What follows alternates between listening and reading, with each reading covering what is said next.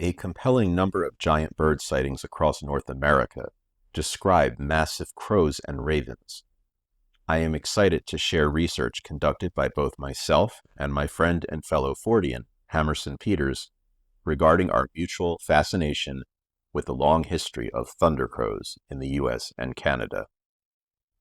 Today on American Strangeness, Thundercrows over North America.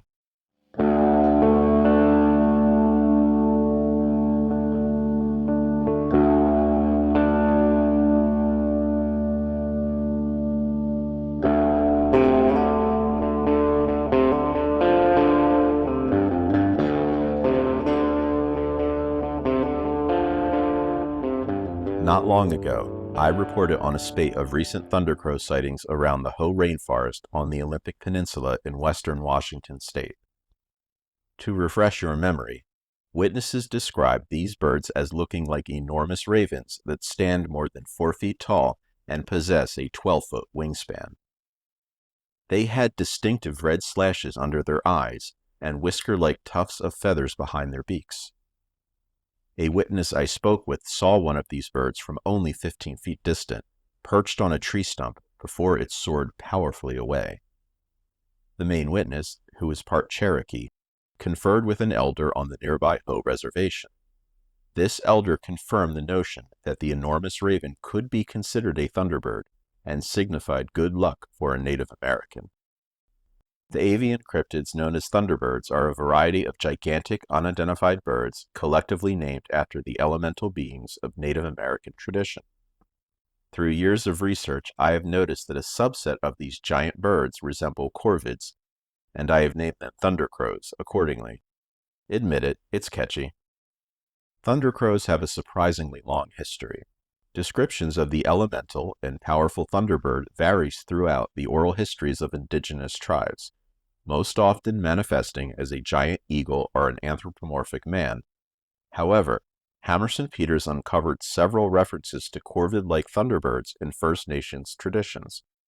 Per Peters, American politician and ethnographer Frank Bird Linderman, yes Bird, included an old Kootenai tale from the Columbia Mountains in his 1926 book, Kootenai-Wise Stories. Linderman, who trapped north of Flathead Lake, Montana in the late 1800s, said the Kootenai described thunderbirds as massive crows which take on the appearance of dark clouds when they prepare to make lightning.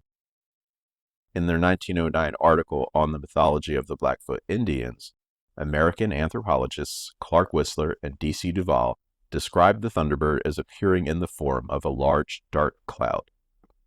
And in his 1994 book, The Amazing Death of Calfshirt and Other Blackfoot Stories, Canadian historian Hugh Dempsey wrote that the Blackfoot regarded the crow as a messenger of the thunder spirit. Anthropologist James Teat wrote in 1905 about the thunderbird traditions of the Shuswap, a First Nations people from the interior of British Columbia. Teat stated, per Hammerson Peters, "The conception of the thunder is the same as among the Thompson Indians. The thunderbird is large and black, and covered with down or short downy feathers. Some part of its body, according to many its head, is bright red." Cryptozoologist and biologist Dr. Carl Schuker clued me into a 2012 report on the Crypto Dominion website about a mystery species it called the British Columbian giant raven. Though qualifying the story as a piece of local folklore, Crypto Dominion stated that massive ravens, larger than golden eagles, inhabit a valley that is rich in timber and nestled within the interior of British Columbia. Bush mechanics there claim to have encountered these birds and describe them as dangerous, very opportunistic, and unhesitant to tear apart a campsite. They are nearly flightless, stated the report, and have much red in their tail plumage. Crypto Dominion suggested that the British Columbian giant raven is a specialized species which developed in the isolation of their home valley. Note that in the Hoh rainforest sightings, the male ravens were reported to have red plumage, albeit around their eyes. Also, those birds were quite capable of flight, but the similarities still raise an eyebrow. The Shuswap description of the Thunderbird is also notably similar to the 21st century British Columbia accounts of giant ravens. possibly reflecting a surviving native tradition in the same region. Does the Pacific Northwest hide a species of giant raven, possibly the elemental thunderbird known to the Shuswap? Teat also collected a Thunderbird tradition from the Thompson Indians of British Columbia and Washington that is eerily congruent as pertains to markings, if not in size. As read by Hammerson Peters, The thunder is said to be a bird a little larger than a grouse, and of somewhat similar shape. Some describe the color of its plumage as wholly red, while others say that it resembles a female blue grouse, but has large red bars above its eyes, or has a red head, or some red in its plumage. there have been numerous sightings throughout North America of birds described as resembling large crows or ravens, or that might fit the profile of a thundercrow. Let's review some of these cases. Gerald Musinski, who chronicled the Thunderbird phenomenon in north-central Pennsylvania's Black Forest, wrote that regional lore claims Mark Twain, while writing on a rock in present-day Ravensburg State Park, and Edgar Allan Poe, while visiting the Po Valley, possibly named for his ancestors, sighted immense black birds in Pennsylvania. Frank Graves, the cryptid hunter, told Hammerson Peters that he reviewed the infamous Thunderbird photo that cryptozoology forefather Ivan T. Sanderson once had in his files during the mid-1960s. He described the dead bird pictured hanging on the side of the barn as a big black bird like a raven, with a wingspan between 20 and 30 feet. Several men from the Old West posed before it.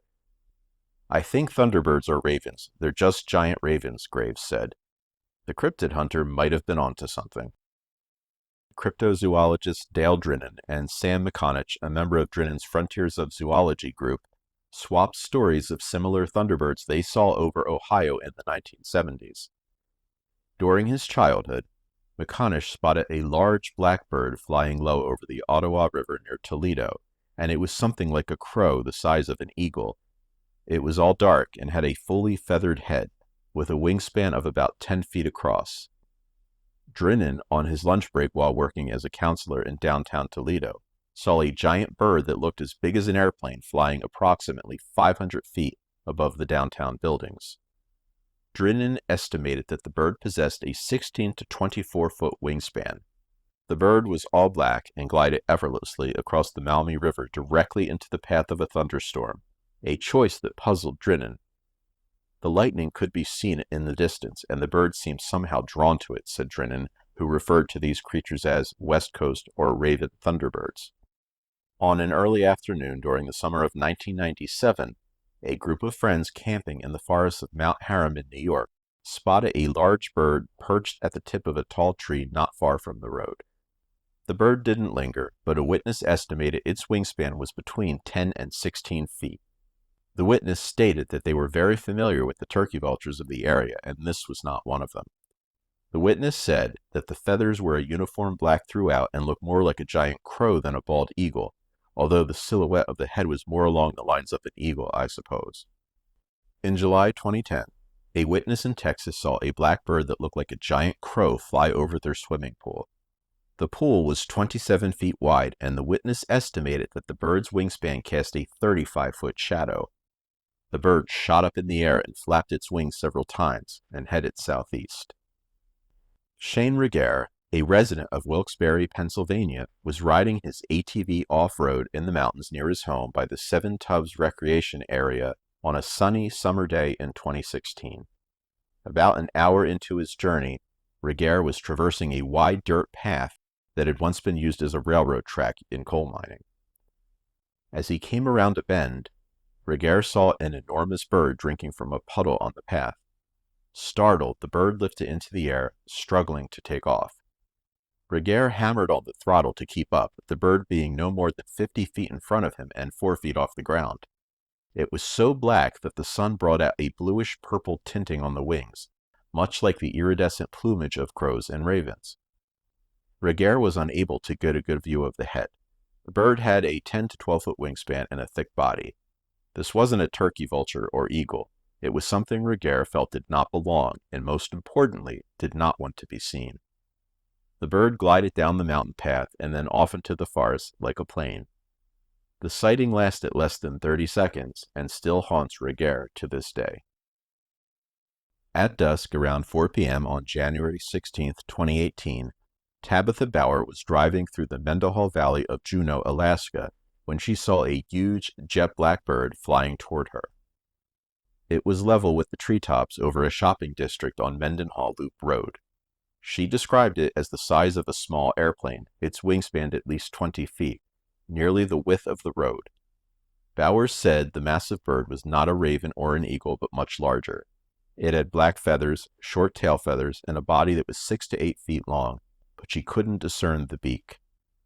The bird appeared to be following the roadway over the town, then flapped its wings and flew a bit higher at a fast clip, about 50 feet above her car.